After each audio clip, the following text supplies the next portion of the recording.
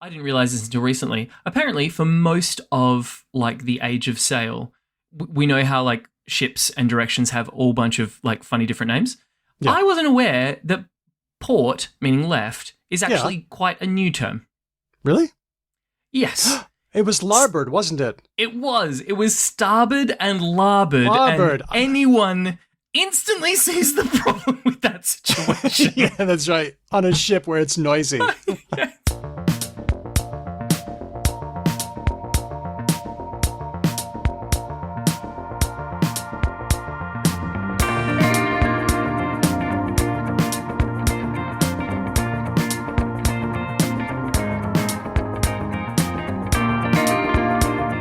Hello and welcome to Because Language, a show about linguistics, the science of language. My name's Daniel Midgley, and with me now, it's my tireless podcast pal, Ben Ainsley. I'm so tireable. I don't know where you've pulled tireless from. I'm tired 100% of the time. My tired podcast pal, Ben Ainsley. Weathered. Boy's got city miles on him. Well, hey, it's great to have you. Hedvig is on a work assignment, and she can't join up with us for this part of the show, but later on, Hedvig and I are talking to Dr. Rachel Nordlinger of the University of Melbourne. Delightful. So we will check in with time traveller Hedvig soon. We will, and there's a real story here based on the hottest of new research. You ready? I'm ready. I'm sending you a drawing. Sorry, I should have done that. I should have been ready for this. Fantastic radio. Good thing it's live. Okay, I have sent you a cartoon, and our listeners can't see it, but that's okay, because I'm going to get you to describe this picture in a very simple sentence. Okay. A coloured clip art picture of a crocodile biting a man on the bottom. Okay, now I noticed that you started with the crocodile and not the man. Yes. Any insight as to why you might have started there? I think... Do I have genuine insight? No. Can I speak in an uneducated manner? Absolutely. I think I would probably start with the most kind of like unusual thing and work my way towards more common. Okay. Right? So if it had been a three-headed alien riding a crocodile, biting a man on the bum, I'd probably do it in that order. Yep. Right, rather than there is a man who is being bitten on the bum by a crocodile, who in turn is being ridden by a three-headed alien. The man is kind of normal, and the crocodile's kind of weird. Yeah. Okay, well, that's true, and I think part of this is also that English is kind of the way it is, so we tend to go with the subject. We tend to put subjects first, although you don't have to. Mm-hmm. But the interesting thing is that's having an impact on what your eyes are doing in the first few milliseconds when you looked at that cartoon that I gave you. They've done eye trace studies on this, haven't they? They've done eye trace studies. What if you didn't speak English? What if you spoke some other language that put the verbs first? Where does your eyes look then? So you're like eyes blue languages instead of your blue eyes languages? Or what if you spoke a language that didn't have any fixed word order at all? Well then, what are your eyes doing there? Hold on. Pump the brakes. That sounds wild to me. It is. So Dr. Rachel Nordlinger has done that research. She studied the Australian language of Murrinhpatha, and she's going to be telling us what she's found. Oh, that was all a juicy plug. That was a good plug. You've done it. You've done a good plug. Thank you. But here's another plug. Our latest bonus episode was our second trip into the linguistic time machine. We saw what language was like at a time depth of hundreds of thousands, even millions of years. You know what? I'm kind of enjoying the Daniel lecture series. I think we're going to do more of those. I think we should keep the good times rolling. I think we should do some sort of like fireside chat style thing. Gather round, children, as Grampy Daniel is gonna learn you some linguistic know-how. Gonna hang out those slides somewhere. Well, if you'd like to hear all of our bonus episodes the minute they come out, become a patron at the listener level. No matter what level you join at, you get rewards like bonus episodes, mail-outs, shout-outs, live episodes, and our super-duper Discord community.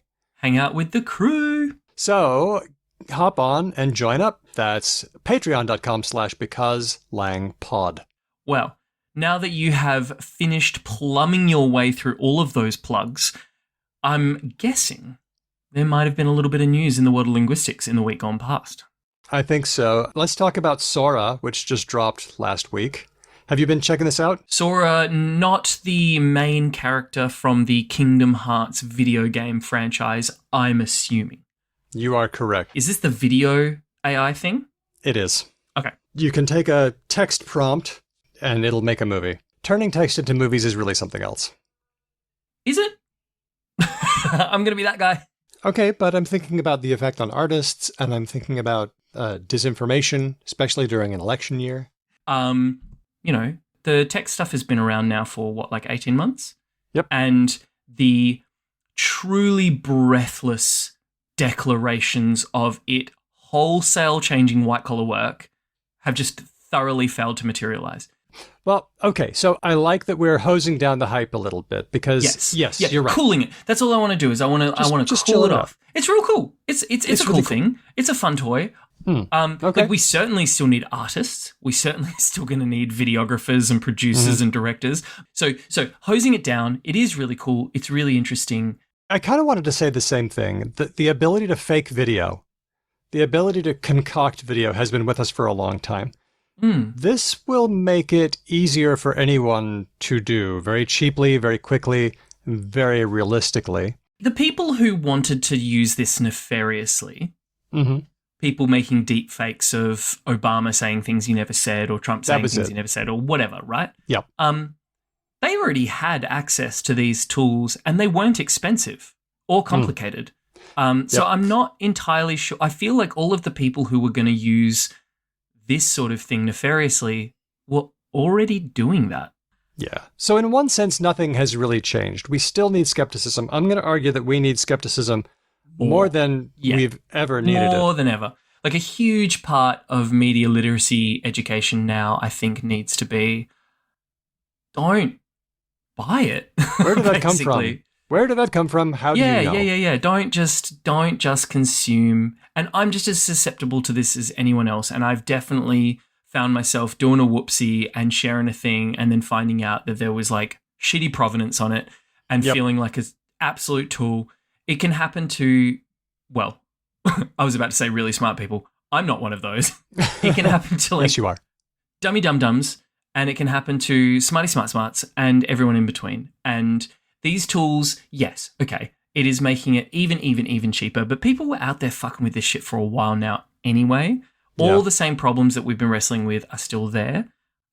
And the real problems are not destruction of society. The problems are continuing to fuck with society in ways that we have been fucking with society for a long time. This is not the end is nigh. This is like the downward spiral we've been on for a really long time is just taken another notch downward. And we need to reinforce our civil engagements and our democratic systems. And we need to make sure that courts aren't being fucking stacked with insane idiots and all the rest of it, right? Yep. This doesn't change that very much, I don't think. No, okay. But it is a good reminder that this shit is happening and we need to be a vanguard for shitty, bad misinformation bullshit.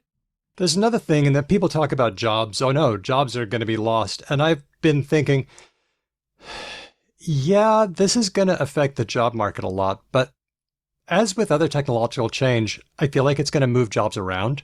It's going to hit people hard in certain sectors, but it will move jobs around. Paul Krugman did an interesting mail out this week in the New York Times about something called the lump of labor.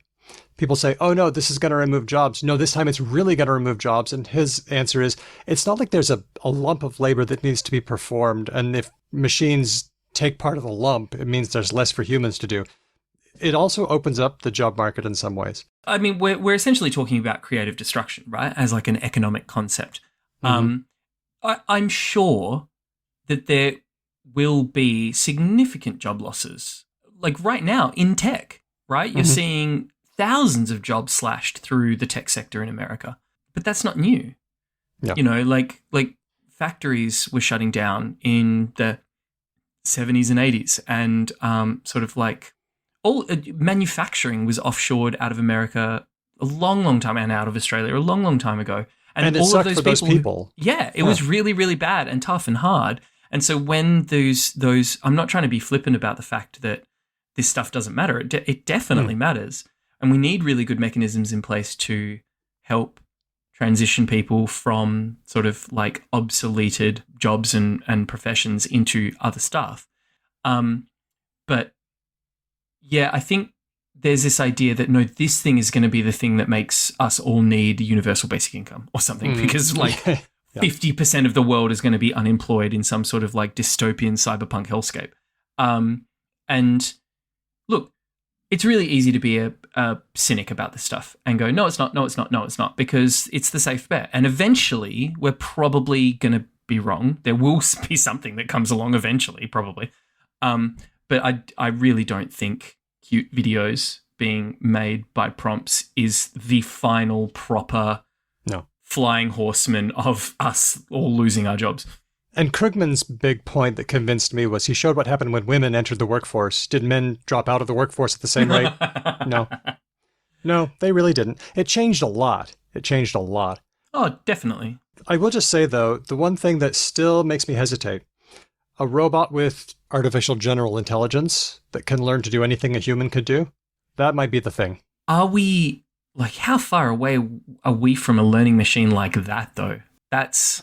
I don't know. A safe one that won't, like, injure people if it encounters errors or anything like that. I don't know. Yeah. But I feel like we're off of language now, and I think we should probably move on. True. Okay. True.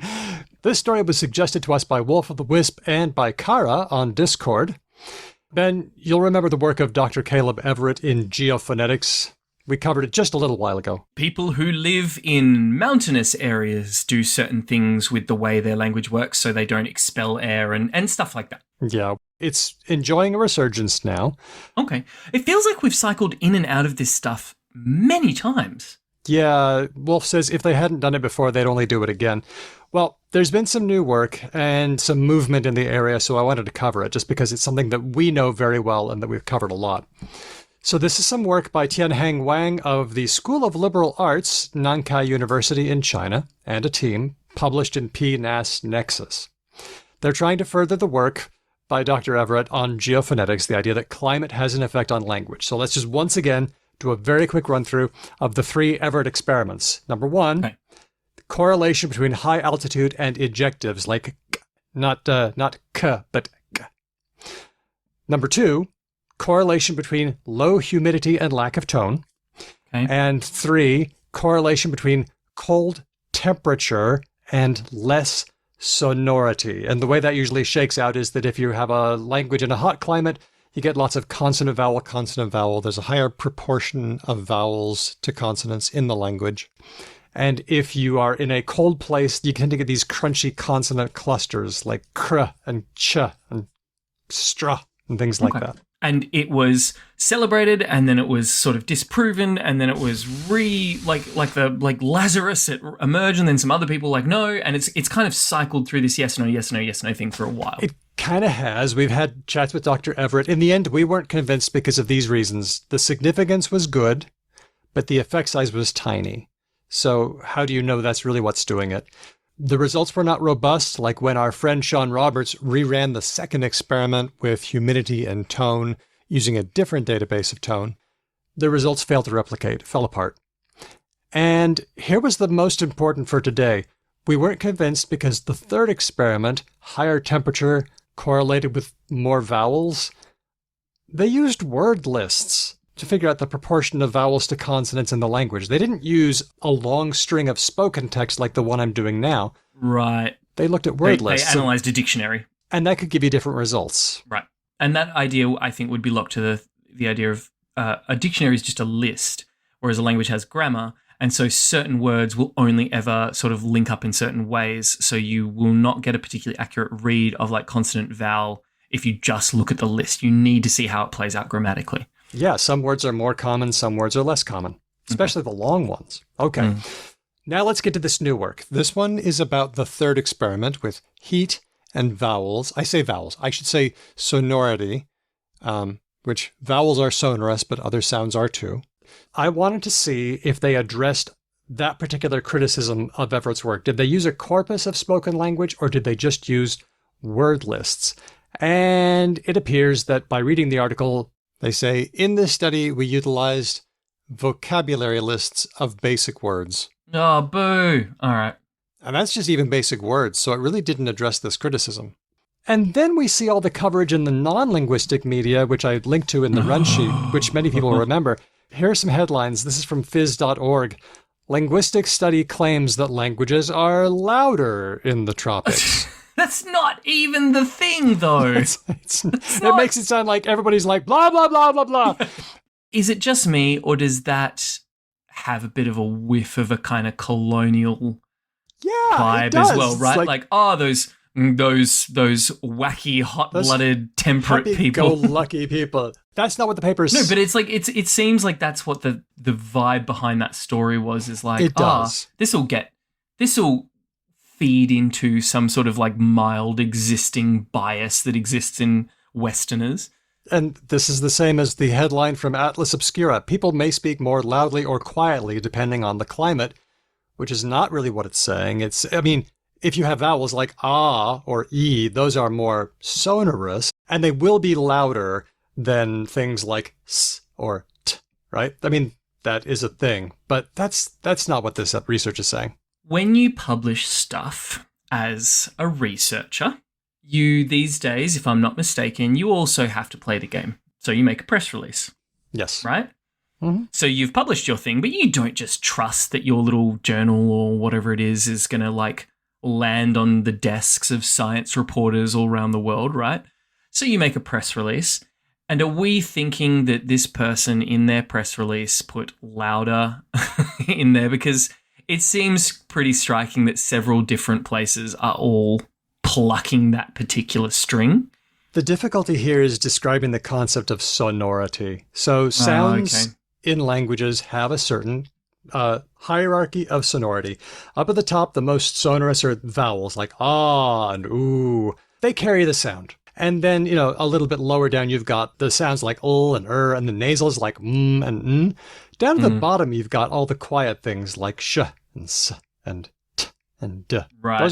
Those are relatively less sonorous. So you're trying to explain what sonority is, and I imagine that the word loud is going to come out somewhere, and people understand. And then people are like, so the language is louder. And it's like, no, that's not. No, that's not.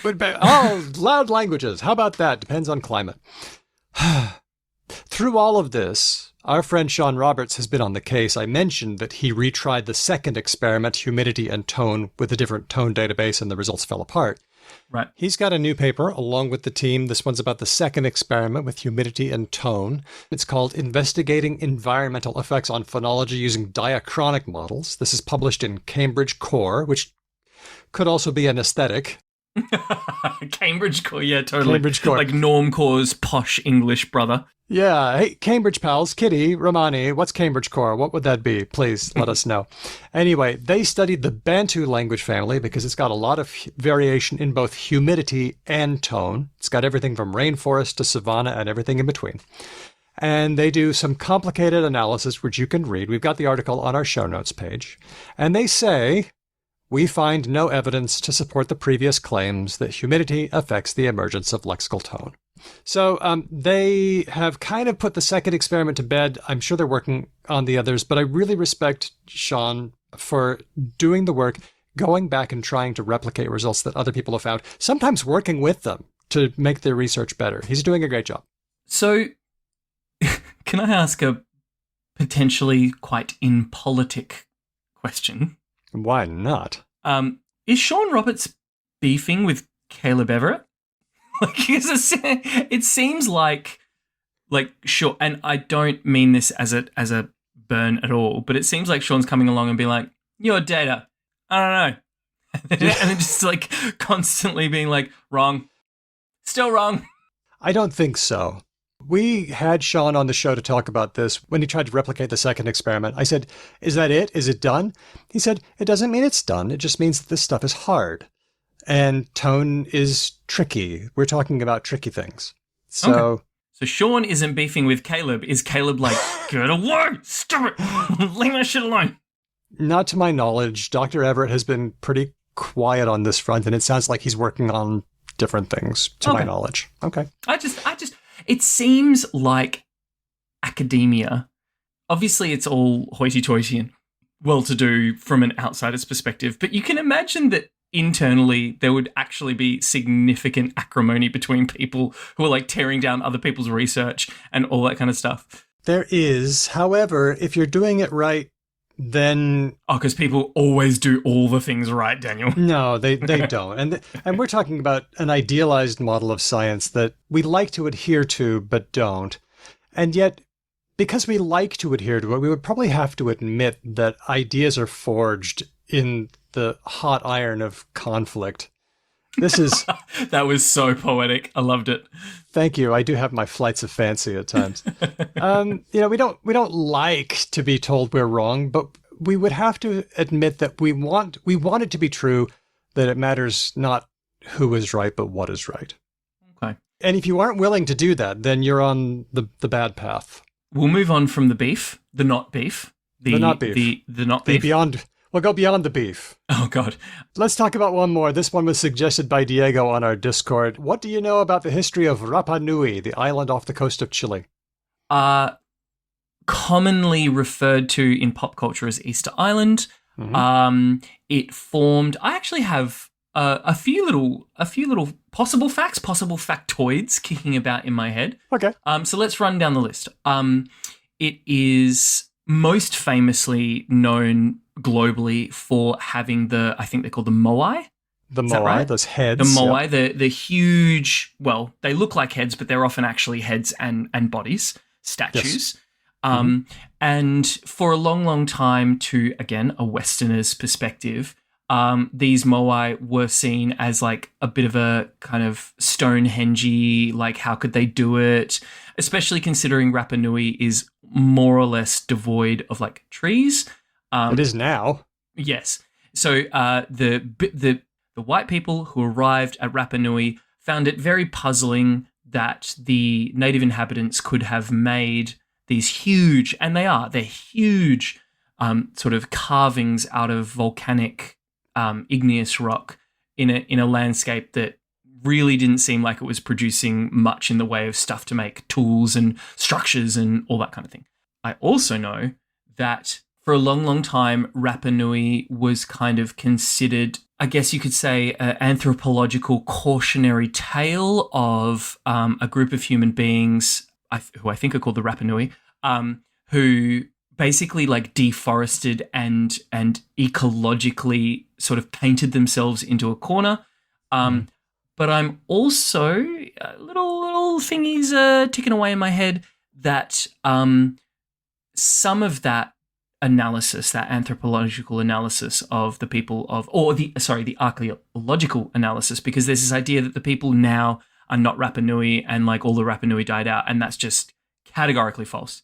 The people who still exist on Rapa Nui are like a direct line of descendants from the Rapa Nui. Yep. And the idea that they just like obliterated their own island is actually not particularly accurate, and they were living just fine and doing okay, and then white people came and were like, I assess the following things about you. Yeah, there's a lot of that, especially because a lot of the Rapa Nui were taken and enslaved. Mm-hmm. And then Europeans made contact in the 1720s, that's going to be important, took away, enslaved some of the Rapa Nui people, and then when those people came back, they accidentally brought diseases, which killed a lot of the leaders, and the people who could read Rongo Rongo. Which I'm going to guess is the language of the Rapa Nui. It's a kind of script. It's not the same as the language. We don't know exactly what language they spoke, although we know that they were Southeast Polynesians who arrived at Rapa Nui anywhere between 300 to 1200 CE. So they were... We're touching on so many different cool things here. So they were part of the waves of Polynesian expansion, but we don't know which wave they were a part of necessarily. Is that right? That's correct. And it seems, I read this from Wikipedia, when James Cook visited the island, when was that? In the 1770s, one of his crew members, a Polynesian from Bora Bora, Hiti Hiti, was able to communicate with the Rapa Nui. Okay. That's interesting. So, mutually intelligible Polynesian language. I think they probably made do. Yep. So let's talk about the writing. Rongo Rongo looks a lot like writing. It's characters in a line. There are images. It's not letters like we have them, but sort of pictures. There are animals and plants and tools and body parts. Wouldn't we call them sort of pictographs, like a Egyptian? Definitely. Not hieroglyphs exactly, but yes, pictographs is a good way of describing it. And they're arranged in a line, and they seem to like start at the bottom and go this way. Then at the end of the line, they turn around and go the other way. Then they turn around and go the other way. So like marching ants sort of snaking their way up. We would call it boustrophedon in writing lore. Okay, so there are 27 wooden objects that we have. They were wood. And it has this Rongo Rongo script on it. Nobody's deciphered it yet. Now, the provenance of these items, were they sort of taken by white people and then like went all over the world and we've slowly been collecting them back in the way of these sorts of things? That is correct. None of them are still on Rapa Nui. None of these 27 objects. And no one has deciphered it because a lot of the people who used to understand the script were killed. So here's the question. Mm-hmm. In our last episode on the linguistic time machine, we mentioned that there were 3 different times when writing has arisen: China, Mesopotamia, and Mesoamerica, like the Incan Empire and things. So there's 3. Could it be that the people of Rapa Nui came up with the idea of writing independently as maybe a 4th example of writing emerging? Interesting. Or was it simply imported after European contact? Okay, so they were like, so these European people are doing some funky stuff with taking their language and then like making it into things. Maybe we'll try that. Let's try that. So this is work by Dr. Silvia Ferreira from the University of Bologna in Italy and a team published in Nature's Scientific Reports. They say, this is in the abstract, central to this issue is whether the script was invented before European travelers reached the island in the 18th century AD, because they would have brought writing. Yep. Well, these examples of Rongo Rongo are on wood, so we can date them. We can carbon date them. We can carbon date them, but wood can be really, really old, right? Can we carbon date them and tell when the markings in the wood were made? Is that possible? That is the tricky bit. The authors acknowledge that the engraving might have been done long after the wood was gathered. But at this stage, they're trying to date the wood, and that's so that they can determine a kind of like beginning point. If that's after 1700s, then forget it. But if it's older, then maybe. They've already dated 2 tablets, and they were in the 19th century AD, 1800s. Right. So this new work involved looking at 4 wooden objects. They calculated when the trees were felled by looking at the rings. And they looked at 3 of them, that's A, B, and C, and they dated them between 1785 and 1848, so after European contact. Mm-hmm. But the 4th one looks to be solidly in the mid-1400s, like 200 or 300 years before the Europeans arrived. Right. It's old wood. It's not from the island. Actually, it's from South Africa, and it could have been driftwood, possibly from a shipwreck, because it's made of the kind of wood that people made ships out of. Oh, okay. And they reckon this is pre-European contact, but of course, the tricky bit is we don't know when they carved on it. The wood was old. They could have had like a really cool old piece of wood that'd been hanging out for a couple of 100 years on Rapa Nui, and then they were like, I'm gonna carve some stuff into this. Or they could have taken whatever was carved on it or whatever it was doing, scratched it out, and then repurposed it, because that's what they did with wood that was so valuable. Right. So at least we know that the wood itself and possibly the carvings themselves predate European contact, and therefore this might be an example of a 4th writing system.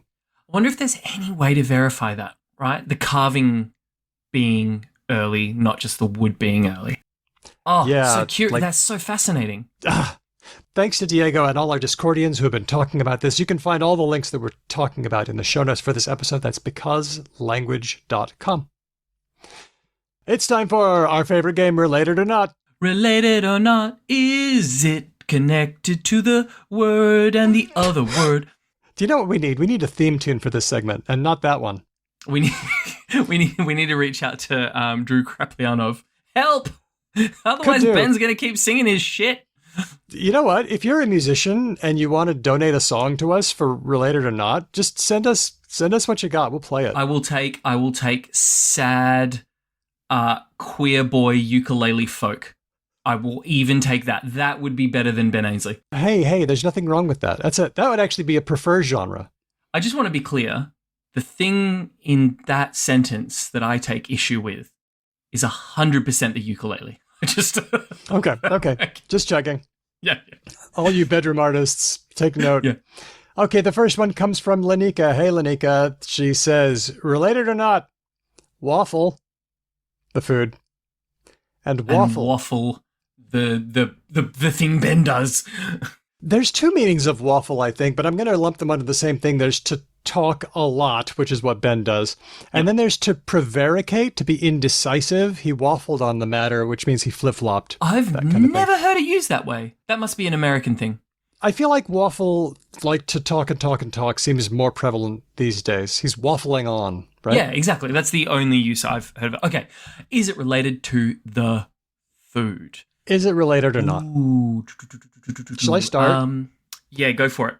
I thought yes, kind of, because I thought of waffle as being imitative. Waffle, waffle, waffle, waffle, waffle, waffle, blah, blah, blah, blah, blah, blah, blah. Oh, okay. So you reckon the food was named after the thing Ben does? Okay, I thought that the food might have come later. I also thought that maybe because waffles get floppy, so some sort of flip. Yeah, when you make waffles, like I make waffles on some Sundays, and at first they're really crisp, but then after about an hour they absorb all the moisture in the room, and then they're really gross and floppy. And I thought maybe that's the flip-floppy sense. So I thought that they were probably related, but I also thought of an imitative origin for waffle. Maybe the food helped it along. It's an interesting one. Waffle is in that really nebulous zone of like length and complexity, right? If it was any longer or more complex, I would be like definitively related, right? Like there's no way that this is an accidental thing. And if it was any shorter, I'd be like, nah, like it's so easy to just be like, blah, blah. Too easy to converge. It's in that sweet spot, isn't it? Yeah, so it's not easy to differentiate that way. I'm gonna go with related as well. And I think it was the other way round. How so? I think food name came first, right? Because Belgian waffles have been around for a while, at least probably like 200 years, I reckon. And I think maybe it's related to like the tradition in France of like people, like all the fucking philosophers and stuff sitting in cafes and talking. Like maybe there's some connection to that. And so people would like waffle and talk at like places where you got waffles. Okay. The answer is they're not related. Oh, damn it. Although I was a little bit closer. It is imitative like I thought, but it comes from a different word, to waff, which means to yelp like a puppy. Woof, woof, woof. Oh, okay. Okay. That's cute. But what do you know? The ol is frequentative, which means you do it a lot. Oh, so woof, woof, woof, woof. Yeah, remember how we said that spark and sparkle, if you got one thing, it's a spark, but a bunch of them, it's a sparkle? And crack and crackle. Old English used to have a productive frequentative ol, and this is what that is. Now, here's the surprise. Waffle, the tasty breakfast food, instead comes later. To waffle is actually earlier. So it comes from about the 1794 to be precise. The phrase waffle iron comes up. And it comes from an Old English word, wefan, to weave. Oh, that makes sense because it does look, it's got like that crosshatch pattern. It's got a weavy pattern. That's why it's also related to the word wafer. So. Oh, because they've got, yeah, okay. 0 and 0 for us. Thanks, Lanika. Let's go to our next one. This one's from Angry Balls. Classic. The English word she. And the Irish word she, which are both a pronoun for her. Oh, this seems like a trick. Like everyone would be like, yeah, of course they're related because like obviously Ireland's right next to England, blah, blah, blah, blah, blah. Pronouns never change. Yeah, and then it's going to be like, sucked in. Irish is like freaking ancient idiot. We had she for like 1 billion years and you took it from us or something like that. Oh, but now I'm second guessing myself. But then, could it be that there's the old double reverse Uno whammy? This is what I think. Like, add 2, add 4. He'd do it. I'm going to go not. I'm going to trust my gut. I feel like this is a trick. I feel like the obvious answer is yes, so I'm going to go with no. That they are completely accidental, like octopus eyes in my eyes. I happen to know this one. Okay. And you are correct. They are not related. I don't know where Irish she comes from, but I do know, because I do a lecture on pronouns, that she in English is actually quite new. I say. Yeah. It was once heo or hio. That was what you would use for a woman. But because of sound change, by the 1200s, it sounded way too much like the word for he. Yeah, totally. Well, that's what I was just thinking. I was like, well, that's dumb. Heo, yeah, that sounds like he. So they had to, it's like they had to move. So sometime around the 1200s, English speakers changed it from he to she because they borrowed the word seo or seo, which meant that one. Okay. That one. Cool. Which means that she is a neopronoun. And funnily enough, about 50 years ago or 80 years ago, you could still find people in like the north of England who wouldn't say, is she married? They would say, is shoo married, or is who married, or is her married? And that all meant, is she married? Wow. Isn't that wild? Mm-hmm. Now, that was the path for English. We had a pronoun that sounded a lot like he, but then we changed it to that one, which sounded like she. The path for Irish she is different. I'm reading from Wiktionary. It's from Old Irish she, from Proto-Celtic she, sounds the same, from Proto-Indo-European C, that's spelled S-I, and then the second of the H's. There are 3 H's, and we don't know what they sounded like in Proto-Indo-European, but check this out. This is the part you're not going to believe. It's 2 things. It's so and E. Those are the 2 parts of she in Proto-Indo-European. Okay. So means that one. Oh, just like English. It's okay. So it is octopus eyes. It's like they took the same path, unrelated to each other. Yep, it's convergent evolution. It's just that one with a feminine ending. So it's octopus eyes. Wow, that is really interesting. So it means that girl. Hey, Marlo Thomas reference. So the answer is they're not related, but they follow the same track. Thanks, Angry Balls. Just tracing their own little journey side by side. Do-do-do-do-do. Let's finish with one from Jen via email, hello@becauselanguage.com. Jen writes us saying, I discovered your podcast recently and have been binging it because it's unbelievably amazing. Don't you feel amazing, Ben? Oh, for sure. So I grovelingly apologize if you have covered this already. The other day, my boyfriend tried to say scalpel, but stumbled and said something more akin to scapula. Oh, yeah. I said they must be related, because I'm pretty sure scapula have historically been used as blades or knives. In fact, we even talk about shoulder blades, don't we? We do. We tried looking it up, but it didn't feel conclusive. I love language and have a degree in anthropology, and my boyfriend is an English teacher with a degree in bioarchaeology. Wow. So, good God, it sounds like they could answer this question better than us. If you please. So if you could solve the mystery, it would make us extremely happy. Thank you so much for making a show that I can and do listen to all day long. All the best, Jen. Good God. Okay. So we're talking scalpel and scapula, related or not? So first things first, I'm going to go ahead and say that scapulae, whatever plural we want to use, have probably not been used for blades in prehistory. Okay.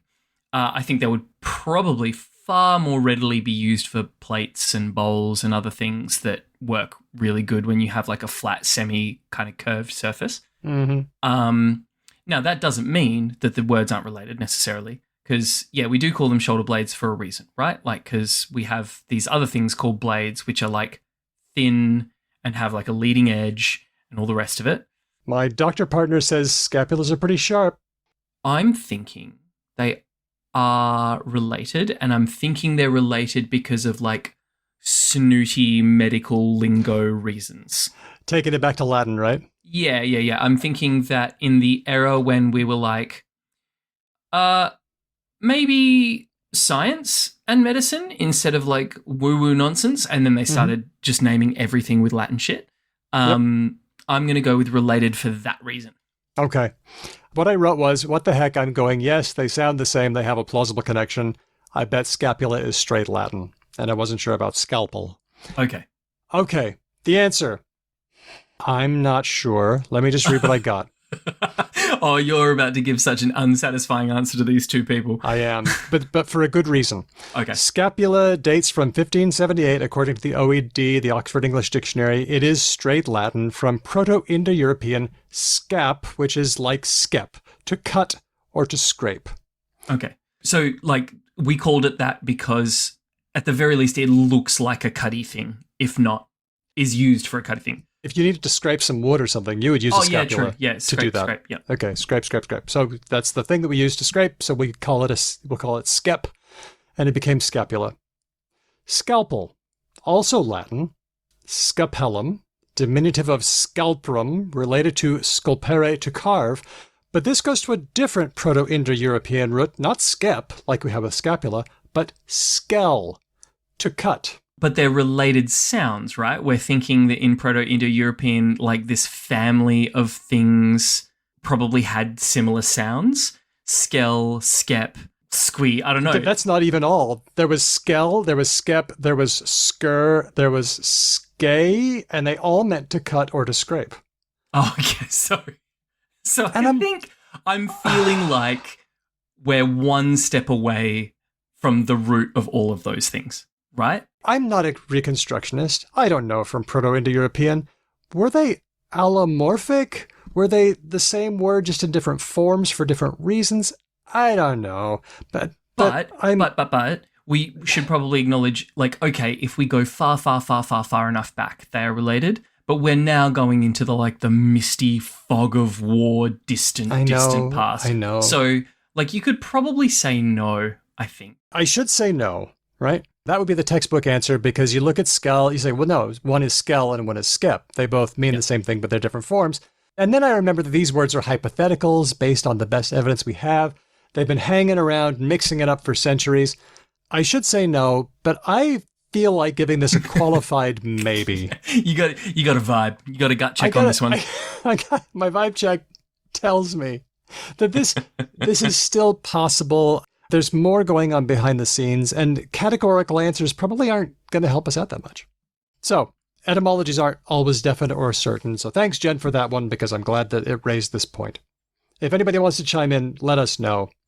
Hey, thanks to everybody who are sending these games to us. We're having fun with them. If you have one, send it. Or if you've already sent us one and it's been a while, then send it again. And if you want to do a theme tune for this segment, then send that too. They can all go to hello@becauselanguage.com.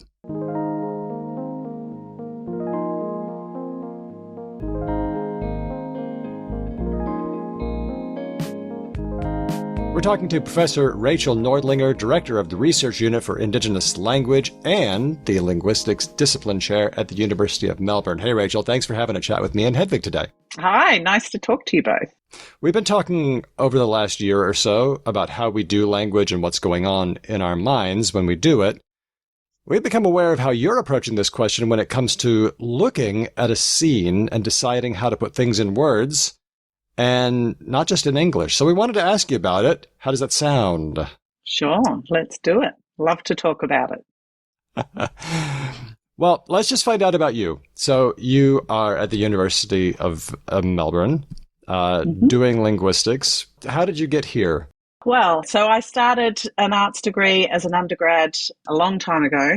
We don't need to go into how long ago that was.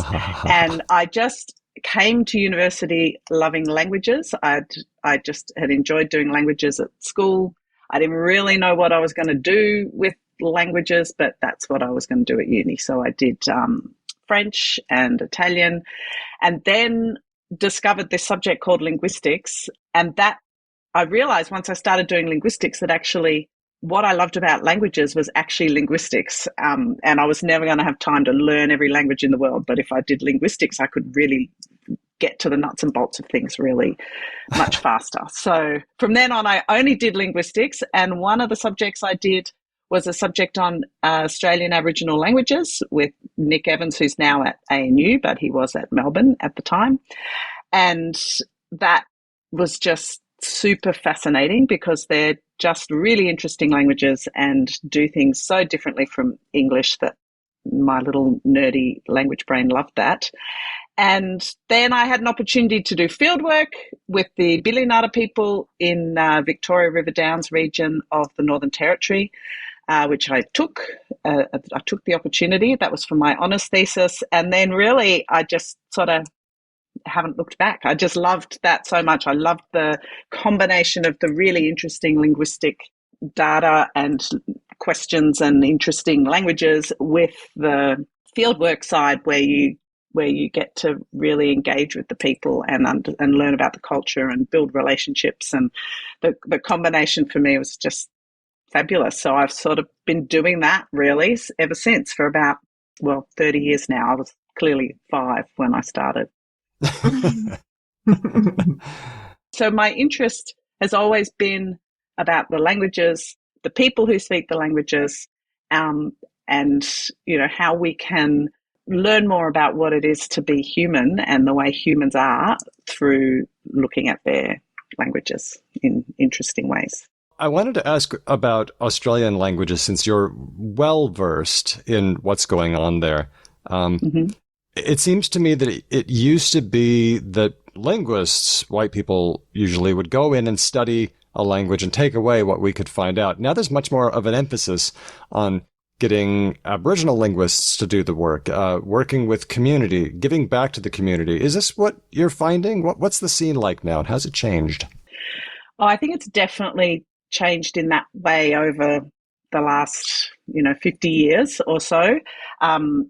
Unfortunately, I don't think linguistics has been great at getting a lot of Aboriginal people into the sort of academic side of linguistics, but there are lots and lots of Aboriginal people who are very, very engaged with language work and, very passionate about it in their own communities. And I think linguists are much more aware these days than perhaps they were in the past of the importance of doing this sort of work in collaboration with people in communities, ensuring that Aboriginal communities and Aboriginal people are really involved in all aspects of the work, in sort of driving some of the research questions, all those sorts of collaborative aspects of the work. So I think it's really changed in that way, and there's a lot of emphasis and a lot of energy going into trying to encourage Aboriginal people to do more and more of this linguistic work, and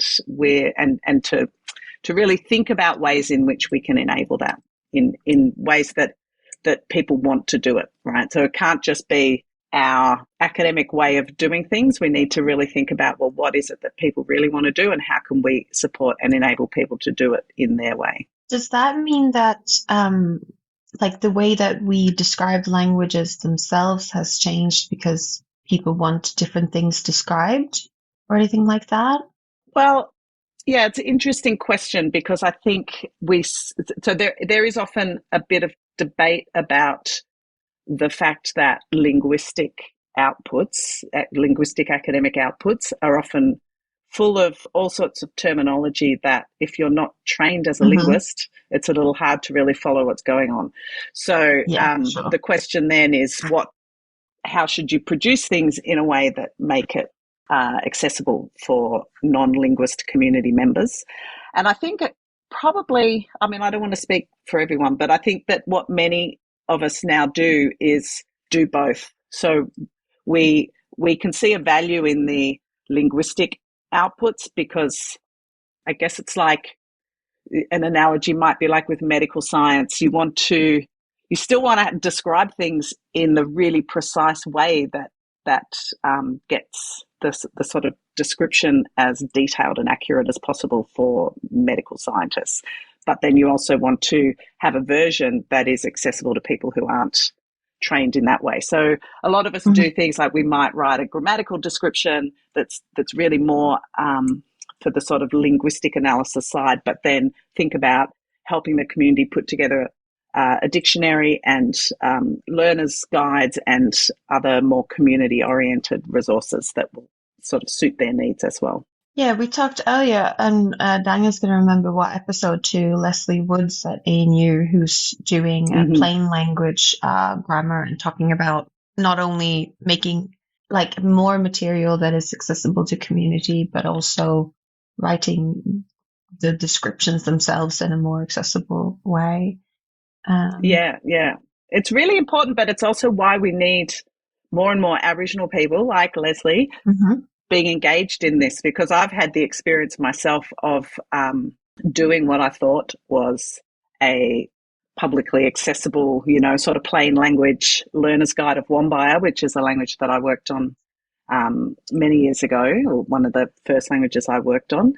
And I wrote the grammar, and then I did the learner's guide, and I made it as plain language. I thought it was, really plain language for people who didn't know linguistics to understand.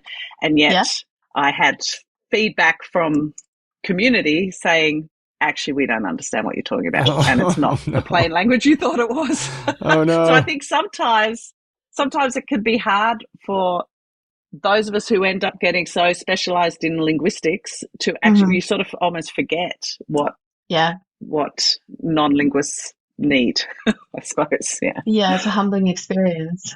Yeah, it almost sounds as though there's a place for intermediaries, Aboriginal or not, where they could interface with the linguistic work, interface with the community, and just bring it to the right level. Yeah. So, and there is that sort of work. So there are language centres around Australia with linguists or people who are trained in linguistics, but who are working with community, and that's actually a big part of their role is to take the linguistic resources and then, I don't know if translates the role, interpret them, change them into formats to suit the sort of goals of the specific community. So they play a really important role in that respect. Awesome. And we like to focus on them as well. Living languages also super good at Living languages is another good example. Yes, exactly. All right. I want to talk about this work that you've done, but I want to approach it from the viewpoint of me as an English speaker, because I want to talk about what happens when I'm putting a sentence together. So I speak English, and if you show me a picture like a crocodile is about to bite a person, and you ask me, make an utterance that describes what's going on in this scene.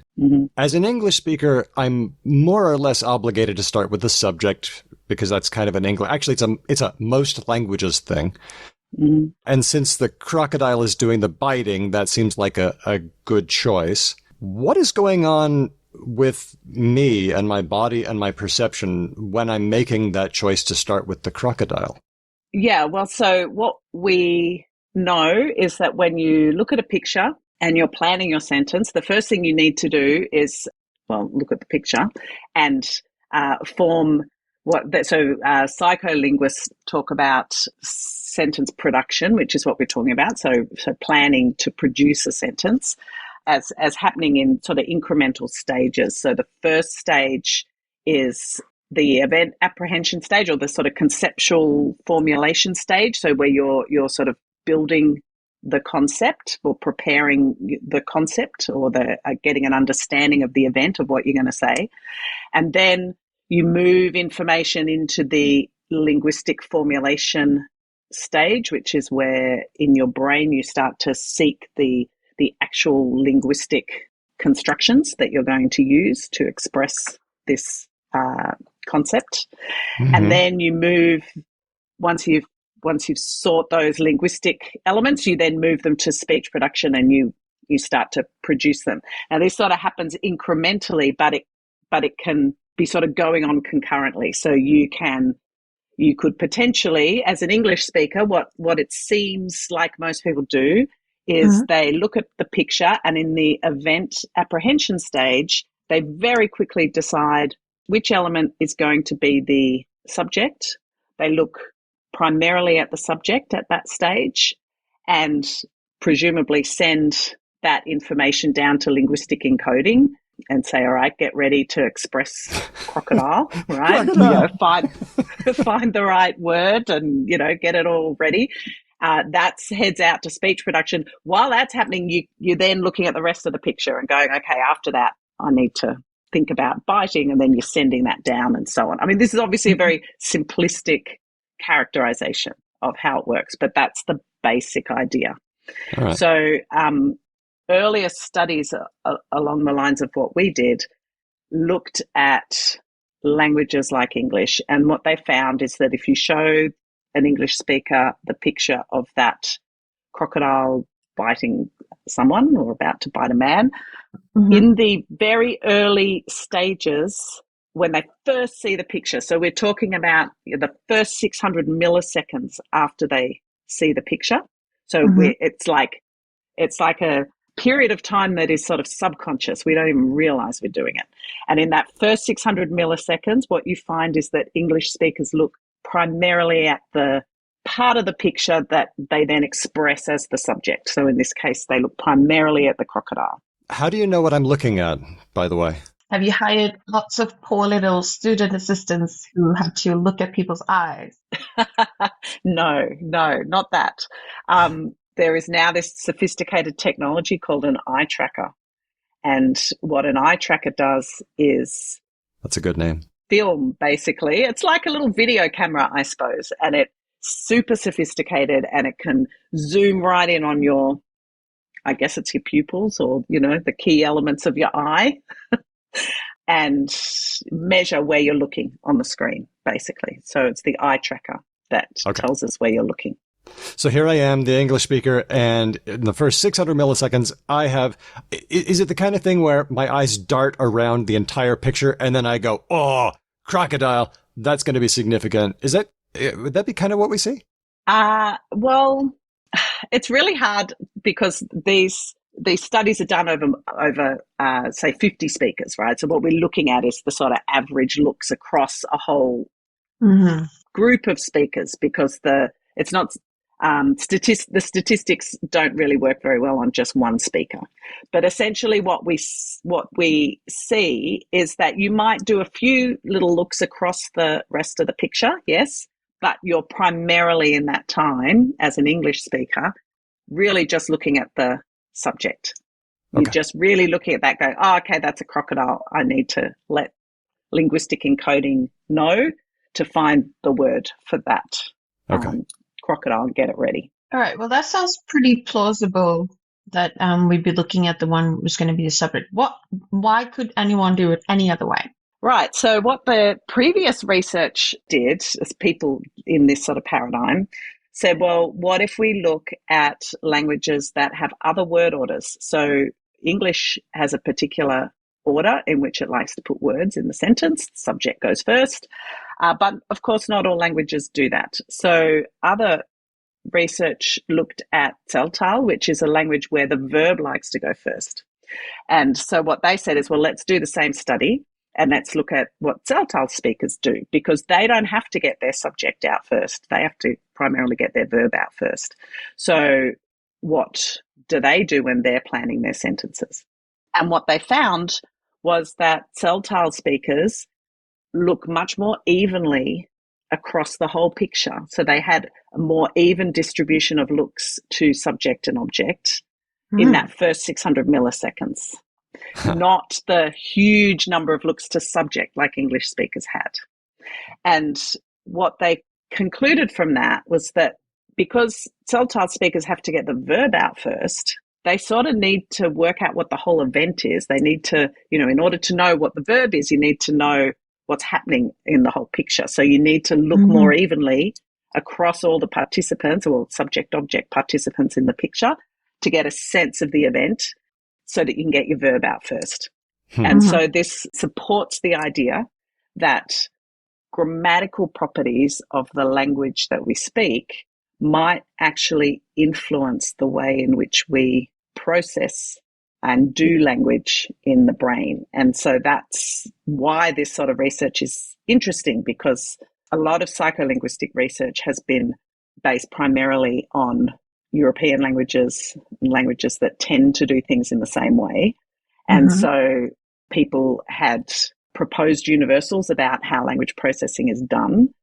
But in fact, what this sort of research is suggesting is that it may not be the same for everybody. It might depend on the grammatical properties of the language you're speaking, and that might actually play a role in how you go about planning and producing your sentences in interesting ways. Okay. So that was the context in which we got the idea to look at languages that we find in Australia where there is no fixed word order. How do you mean? Okay, so English is a language where we have, subjects have to go first in the sentence, and then you have your verb, and then you have your object. So crocodile bites man means something very different from man bites crocodile, right? True. And then Tseltal is a language where the verb tends to go first. So you would say, bites, and then talk about the rest of the sentence.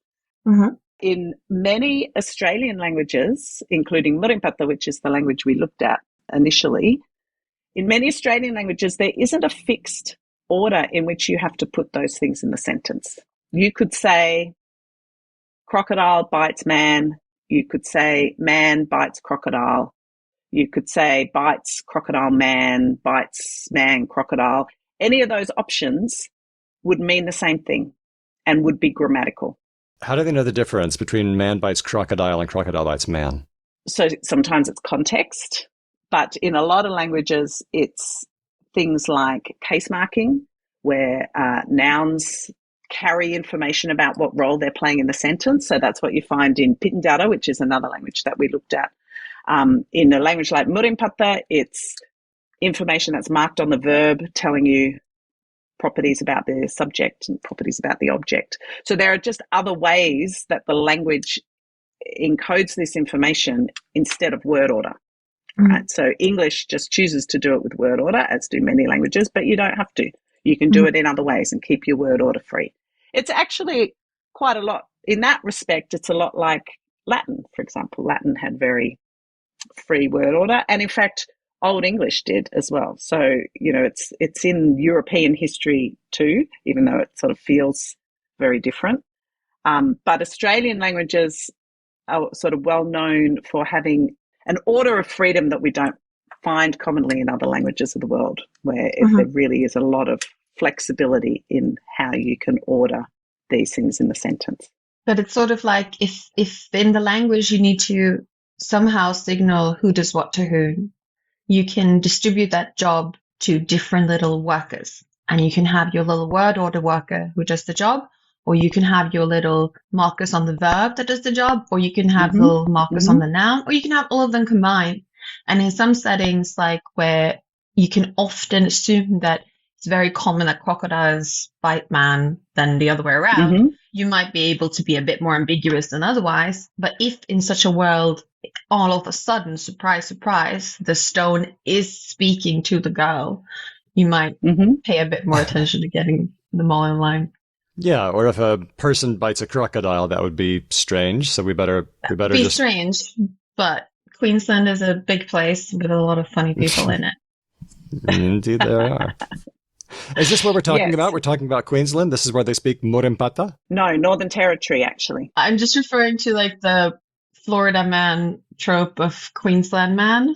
You are absolutely correct, and I have no issue with that comparison. Yeah. So Northern Territory for Murrinhpatha. Yeah, Murrinhpatha. Yeah, Northern Territory. So we thought, well, if the order in which you put words in a sentence influences the way you process that and plan that sentence, what happens if there isn't any fixed order to put words in your language? We thought maybe what we would find is it's just sort of random, and some people do the English sort of thing and some people do the telltale thing, or maybe we would find that it all just looks like English anyway. We didn't know what it would look like, but we thought, well, that seems to be an interesting question. So we thought we would find out. For sure. That sounds like the perfect way of coming up with a good research question. Yeah. Okay, so you got a bunch of Murrinhpatha speakers. What was the process like working with them? Well, it was fabulous. I've worked with Murrinhpatha speakers for, 15 or so years at that point, so I knew people pretty well. Another aspect of this research that's a little bit new was that we took all of the equipment into the field. Usually this psycholinguistic research is done in a lab sort of situation. People come into a lab and there's all this fancy equipment set up and the experiments run there. We took a portable eye tracker and computers with the experiment on it to Waria, where Murrinhpatha speaking people live, and conducted it there with 50, I think we ended up with 46 in the end, Murrinhpatha speakers. And we just showed them, they just sat and looked at the computer screen and pictures would come up and we would just ask them to tell us what's happening in the picture. So it was a very easy sort of task for them to do. And the eye tracker kept track of where they were looking on the screen and we recorded their responses.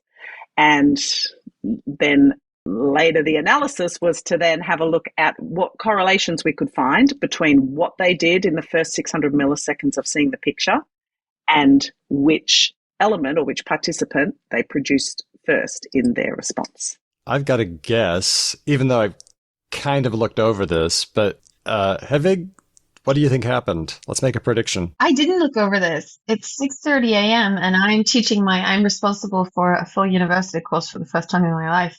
So I'm not doing anything besides the bare minimum. Daniel told me to show up. You want me to tell you? No, I want to guess. Make her guess. Make her guess. Make her guess. Okay, so what do you think we found? Well, I feel like the default ought to be the whole event frame thing. Yeah. Because then you got to select your verb, and that's kind of important. Yeah. But now you got free reign. You can pick whatever you want. Yeah. But then Rachel said that people have free word order, but what if some orders are more common? I was wondering about that too. Is that right? You can do any order, but people tend to put the subject first. Yeah. Well, even before we got to the eye tracking data, this part was interesting because, yes, we describe it as free word order. But in principle, I mean, that doesn't, I guess we didn't know what people were going to do in an experiment. So even if your language was free word order, why wouldn't you just pick one order and just do that all the way through? You've got to describe 95 pictures or whatever it ended up being. So maybe you just do that. Just pick the SVO order and do that all the way through. Or maybe people would just, everyone would do something different. Each person would do a different order, or we didn't know. What we found actually was a lot of word order variation. So we found that every word order was used. We found that each speaker used an average, a mean of 5.45 orders across the experiment. So there was no one who just stuck to one. The same speaker. Oh my gosh. That's so fun. That's so fun. Yeah. That's wild. Yeah. So that part, even before we got to the eye tracking data, that was super exciting, because what we really found was this real flexibility of word order that we'd sort of always said was there, but this was a really great way of seeing it in real life, in real time, because every picture's different. So there was no context, there's no building up of a narrative, there's nothing, it's just purely each one. Yeah. Do you have any insight as to why people just don't converge? I always think of language as being like a regularizing force, and we tend to do things. I know that there's variation and we have a number of choices, but man, it seems like if we want things to be easy, we standardize, but they haven't. No, they haven't. I mean, we found some tendencies. So we found that humanness, so our pictures were varied, intentionally varied for human participants and non-human participants, and who was acting on who and so on. And we did find that there was a preference to putting humans earlier first in the sentence. Not absolute, not everyone did that. But so often if a human was an object, so like the crocodile biting the man, for example, you would get more responses with the man first. So there seems to be a preference to putting humans first in the sentence. So we did find some tendencies, but a lot of it, at least from what we can tell in the experiment, I mean, we can only access so much of, what people are thinking, but from what, to the extent that we can determine in the experiment, a lot of it just seemed to be, I don't know, random, free choice. Why not? You got all those word orders. Why not? It's a party. We did think, well, maybe people are just mentioning the thing their eyes happen to land on first, because that's another possibility. If you got free word order, maybe you just, whatever you see first, well, that comes out first. Boom. And you varied them, so sometimes the mouse biting the cheese, I don't know if you had that, but sometimes the mouse was on the left side of the screen and sometimes it was on the right side of the screen. Yeah, and we switched. We also, across participants, had two versions of the experiment. So different participants saw the same picture but in reverse, so that sort of controlled for that. So good. We didn't find any significant correlation between where people looked first in the picture and which element they produced first. So that didn't seem to be part of it. That's surprising. Okay. Yeah. But to get back to your earlier question, there were certainly some orders that were more common than others. So having your subject first was that like more responses had the subject first. The most common order that we found in the Murrinhpatha experiment was subject, verb, object, which is like what we have in English. But even so, that was still under 50% of responses. So it wasn't a majority response. It was just our most common one. Did they also speak English? I'm thinking interference. Well, we wondered about that. They don't, I mean, yes, people can speak some English, but the Murrinhpatha speakers that all the Murrinhpatha speakers in Wadia grow up with Murrinhpatha as their primary language, and competencies in English vary across the population. That wasn't something we could really control for.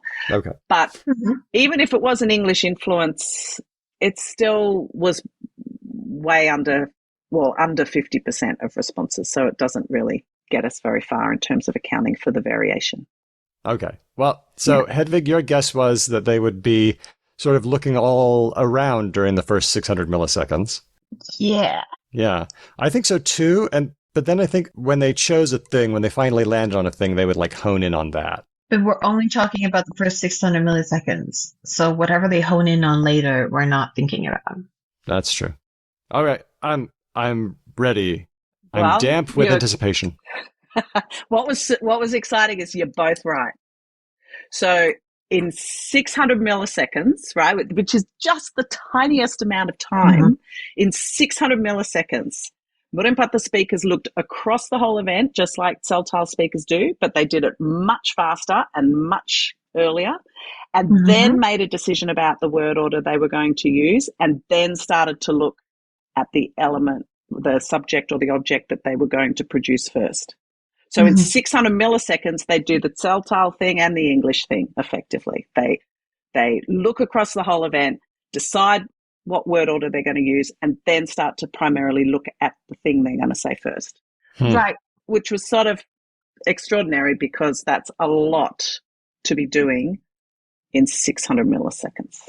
So in the experiment, in the condition where the crocodile bit the man, they looked all over the scene, and then man is the most human-y thing, so they tended to say that first. So then they looked at the man, and they say man, crocodile bit, and then they do markers and things so you know who's biting whom. Yeah, basically. I mean, not everyone did exactly the same, but the overall tendency is yes. So they would look across both participants, so that's the closest we can get to assuming they're looking across the whole scene. But, they would look relatively evenly across, man, crocodile, man, crocodile, man, crocodile, man, crocodile, man, crocodile, man, man, man, man, man, because they decide that's what they're going to say first. But all of that happens in 600 milliseconds once they've seen the picture.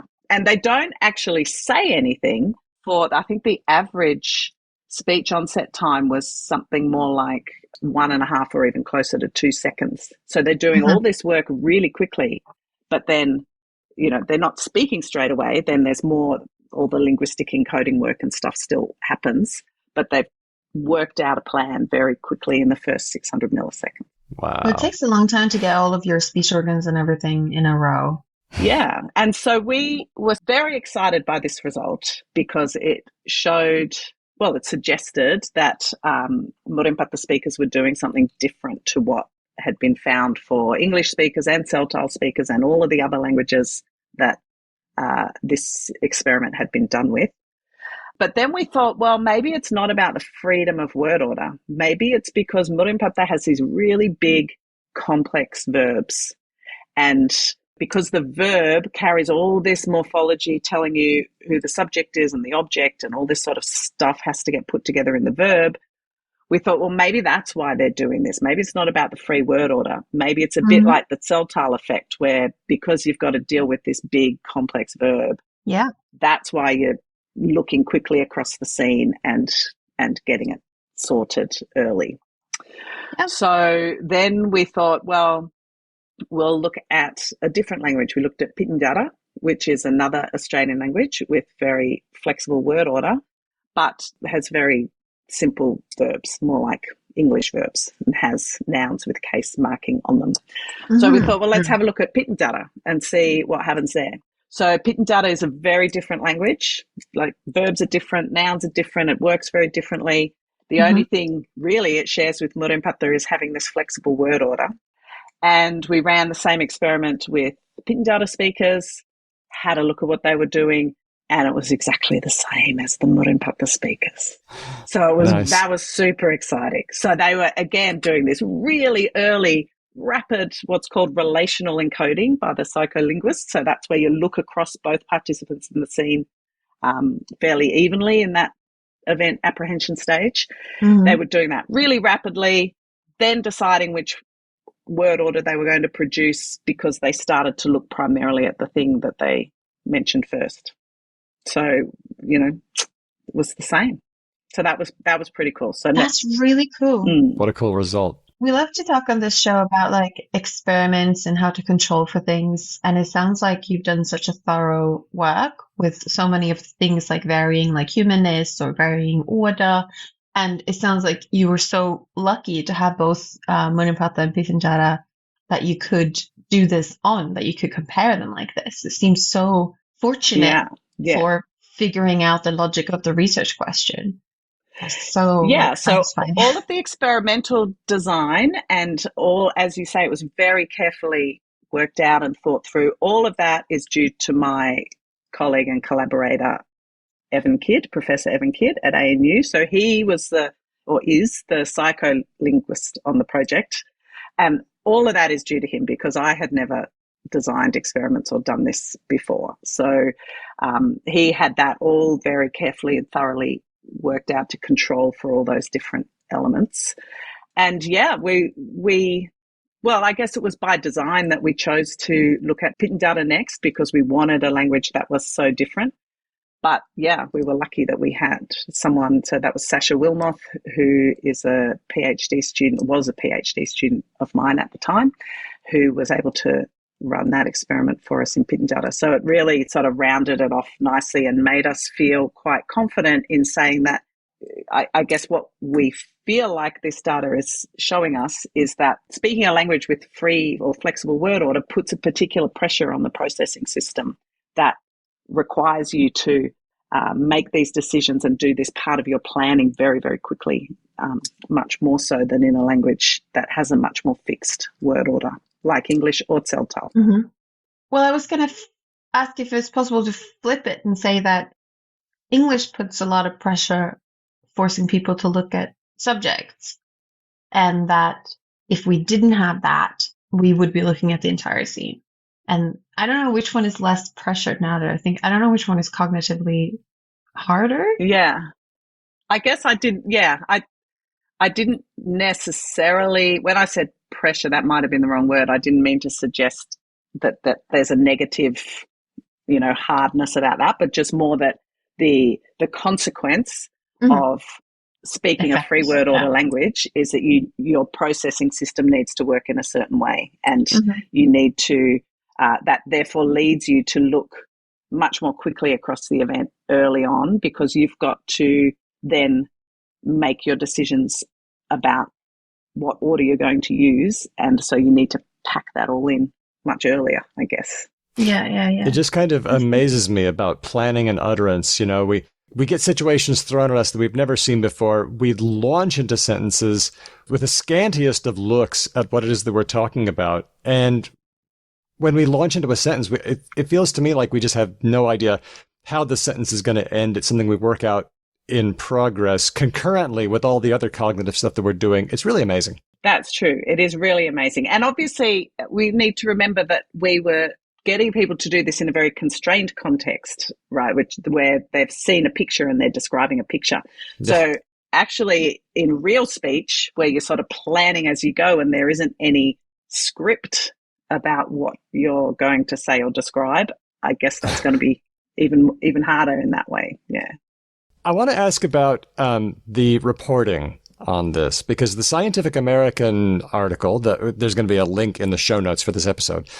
Here's the title: Grammar Changes How We See an Australian Language Shows, which, they decided to lean into the Whorfian angle, the idea that language influences our thought. And linguists are typically kind of allergic to this idea.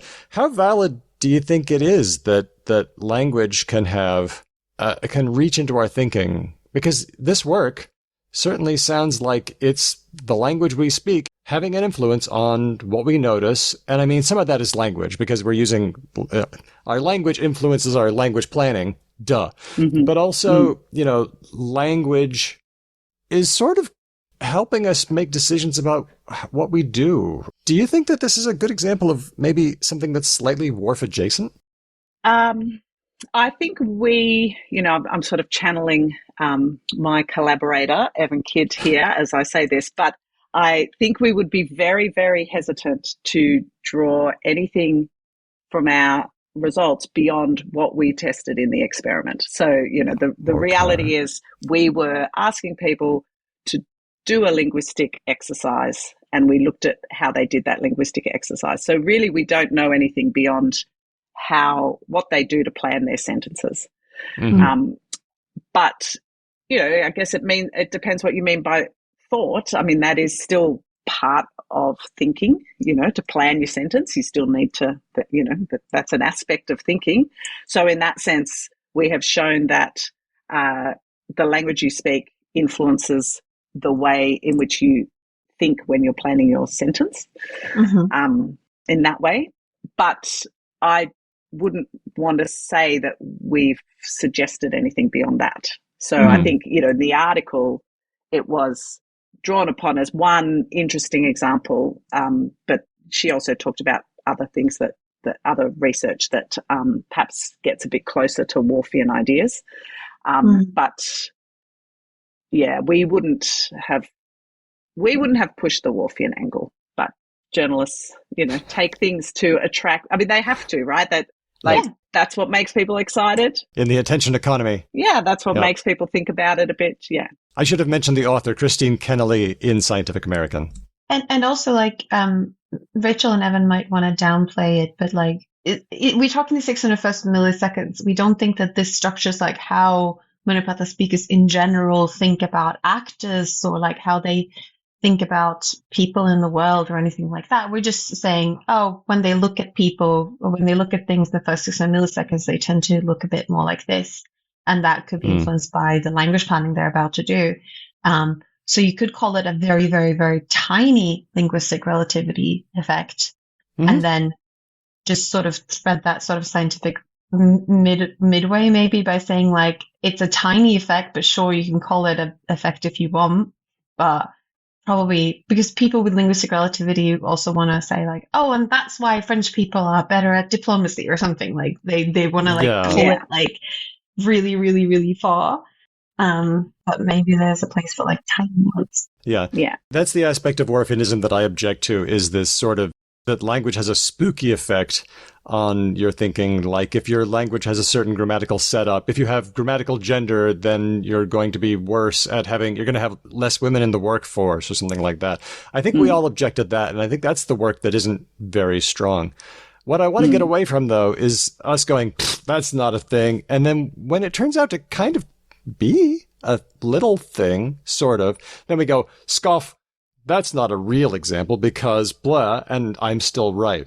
I don't want to do that. I want to give it a fair hearing. I want to say, yeah, maybe some of these spooky examples are not very good. The evidence for them isn't very good, but, maybe we could say, yeah, tiny effect in this one way, which not coincidentally also pertains to language. Yeah, well, I mean, I think there is no doubt, for me anyway, but I don't think it would be controversial, that the language you speak has an influence on things that you pay attention to when you're talking about them, right? Yeah. So if you speak a language with gendered pronouns, like English, well, we're hopefully getting better at getting used to non-gendering them.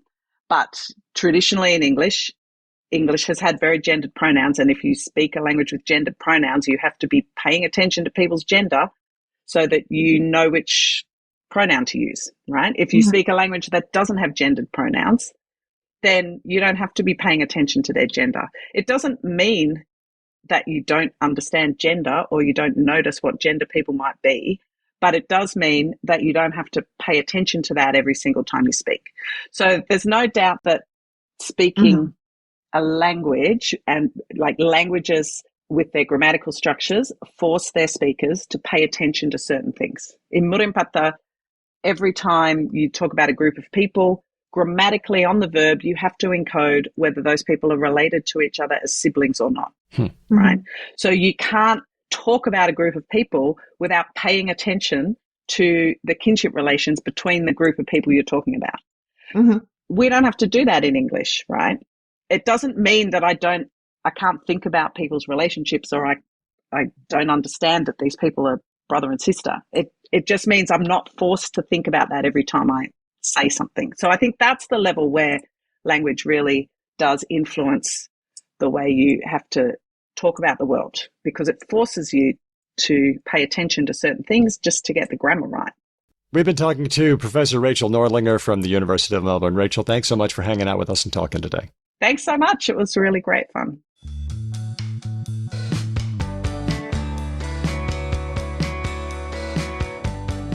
It's time for Words of the Week, and the first word of the week that I've just been noticing these things, and here's one. Third places. Have you heard of this one? I have. Oh, you've found one of my little... do you know what? We need to come up with a word for the thing I'm about to describe. Yeah? Weird, not habits, weird things that you find yourself watching a lot of on YouTube. Yes. Right? Like so. A groove. So I've been I've been on a YouTube groove now for a while on like urban planning. Yes, I know you have. Yeah. So there's a great, I think I've even mentioned it before. There's a great, and you said nothing. You didn't even tell me about this one. Sorry, go on. You don't know. This is the thing when you're in a groove, right? You don't know how much to info dump, and like you and I both, I think, share a bit of a quality where we can get on a real roll and then far too late in the process start to clock that the other person does not give a fuck about what we're talking about. So it's hard to know when to like woe yourself in. But if anyone is interested in urban planning and urban design, there is a wonderful creator on YouTube who has a channel called Not Just Bikes, and that's where I ran across this term. They talk about third places in urban design. And that's sort of where the concept comes from in like not just urban design, sorry, in civil social design. So what is this thing? Design. I'd never heard of it before. In our horrendous post-apocalyptic capitalist hellscape universe that so many of us exist in, there's basically two places for us. There is home and there is work. And if you're a kid, work is school. It's just the same thing, but it's a different, right? Like you go to the thing and then you come home. And you go to the thing and then you come home. Third places are places other than those two places. And in the best version of society, or at least in societies where like metrics of health and well-being are really high and like crime and antisocial behavior are really low, third places tend to be extremely well-activated zones of human activity. So they are things like parks and recreation centres and clubs.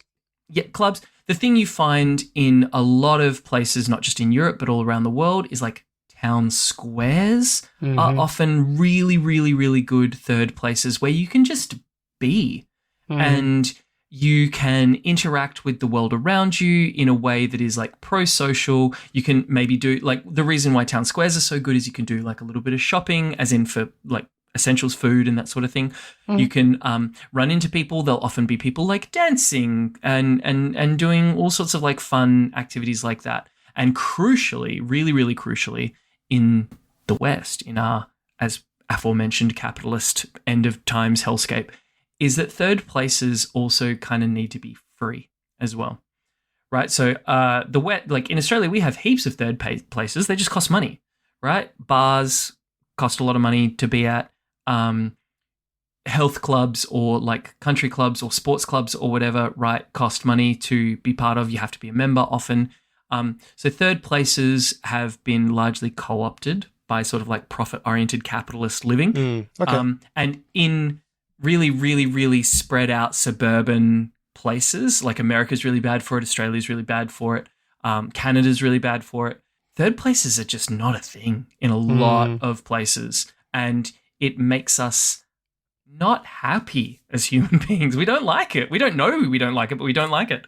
They don't really exist, but they used to. Like I see big time Freemason clubs or, like Elks clubs. I mean, I guess that's...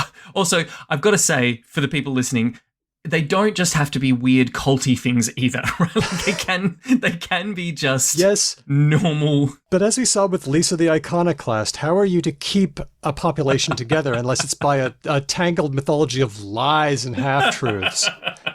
How else are you going to do it, Ben? Can't do it with facts. It's true. That doesn't make you feel special. Facts don't give you any secret knowledge. Well, all I can say is the Netherlands exists and they don't have weird stonemasons everywhere. It's always the Netherlands. They just keep doing it really well. The only uncomfortable thing is everyone's Dutch. Oh, okay. Ow, Had to. Okay. All right. So third places, necessary, because essential. They help to boost public participation, public trust. And those are great things. Okay, next one. Have you run across this word, when? I mean, W-H-E-N, but it could also be W-E-N. Nope.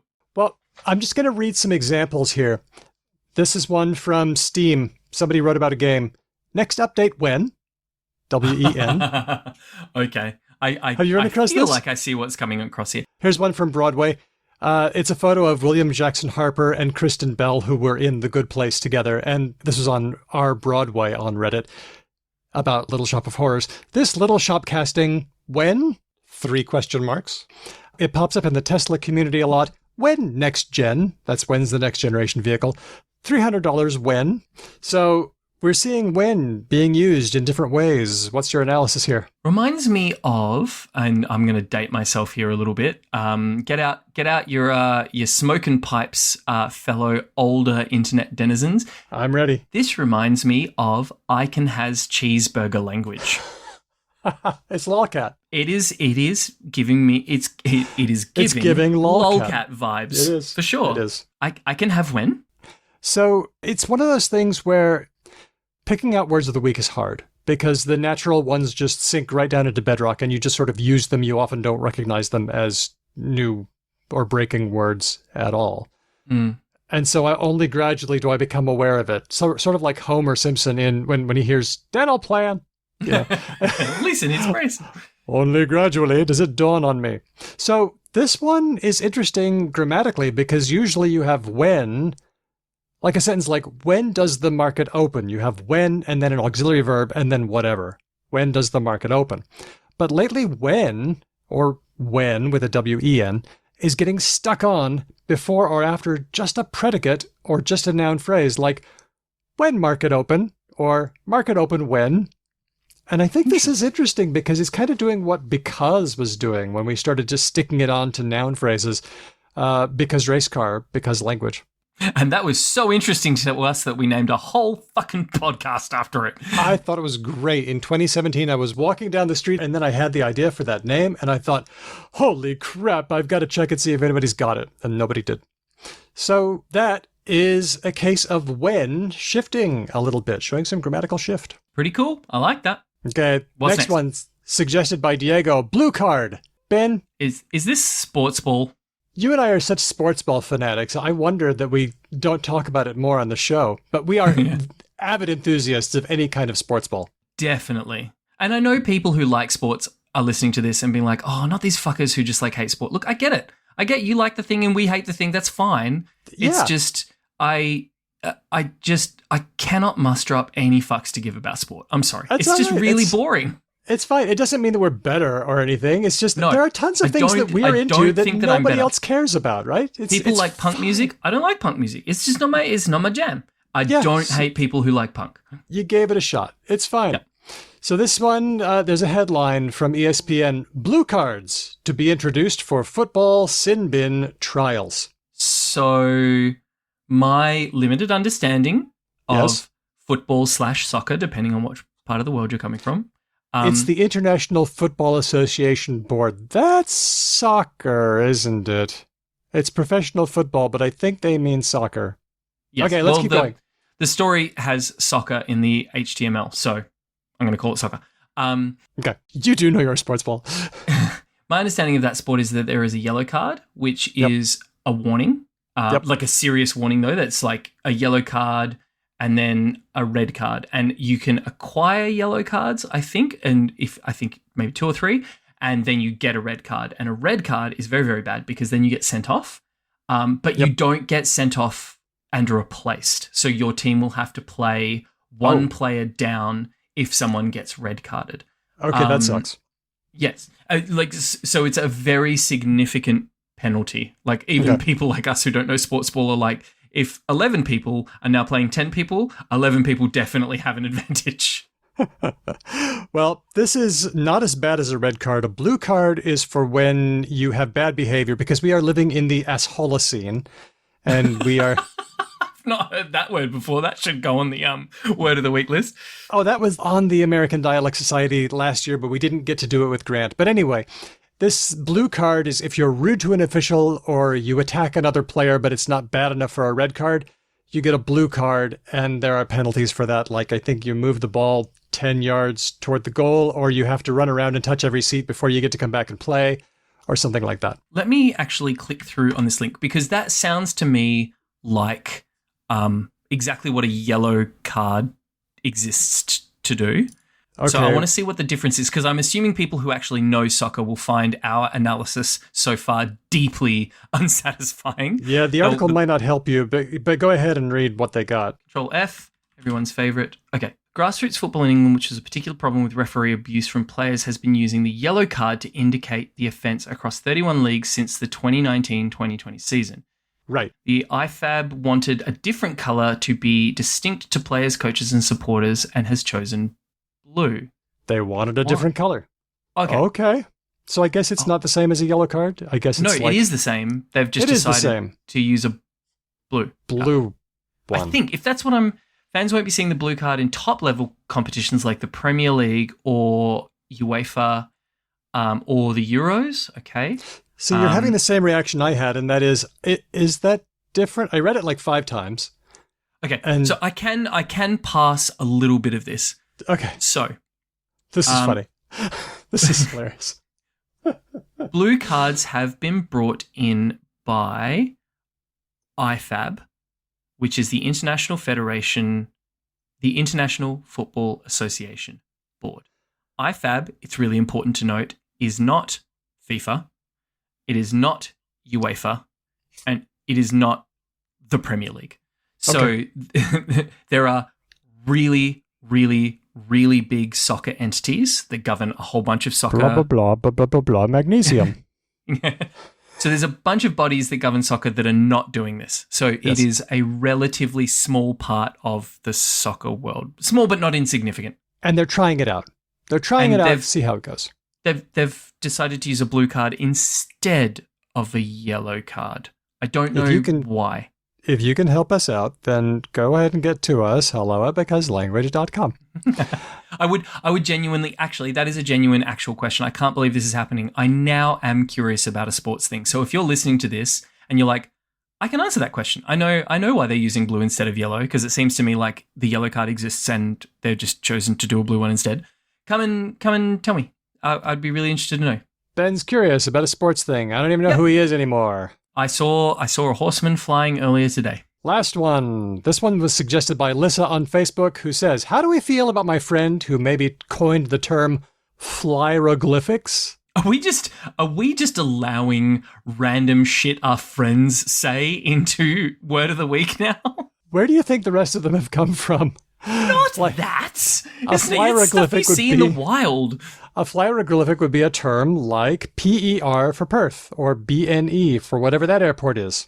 Okay. They're actually called IATA airport codes. And Ben, I know how much you love that weird flight matrix tool that you found. So you know a little bit about this. Wow, you've really like custom built a list of like bizarre shit Ben does in his free time on the internet. Ben likes. Yep. It's more, I actually find a lot of this stuff more shameful than like gross kinky sex shit. Like I like people will come across me doing something on my laptop and be like, Ben, what are you doing? I'll slam it closed and be like, porn. Because it's better than having to say, I found an interesting search tool for flights that allow you to restrict the flight by aircraft manufacturer code. And, like, that's more embarrassing to me than sex stuff. I found out a little bit about why these hieroglyphics, these IATA airport codes, are so weird. Because they don't always match the city. They don't. Well, I imagine because you only have a limited, like 3 letters is not very many letters. Well, that's true, but there's more to it than that even. Okay. So in the USA, they started off using a 2-letter code used by the National Weather Service. Didn't they learn their lessons from the States? They did not.